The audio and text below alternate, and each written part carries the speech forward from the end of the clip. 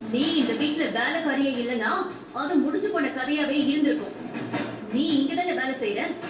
நான் இந்த வீட்டுக்கு மருமகளா வர போறேங்கிறப்போ உனக்கும் எனக்குமான அந்த பகை எப்படி முடியும்? இனிமேதான் தொடரும். இந்த வீட்டுக்கு நல்ல வேலைக்காரியா இருக்கியா இல்லையான்னு எனக்கு தெரியாது. ஆனா எனக்கு அடங்கி ஒடுங்கி நான் சொல்றத கேக்குற ஏன் வேலைக்காரியா தான் நீ இங்க இருக்கணும். என்னங்க நீங்க?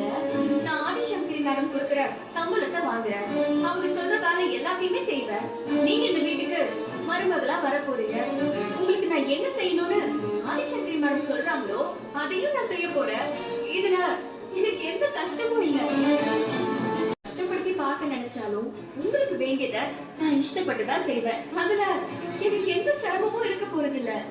நான் உன்னை எப்படி அடிச்சாலும் என்ன திருப்பி அடிக்கணுங்கிறதுக்காகவே நீ என்கிட்ட இப்படி எல்லாம் பேசுற.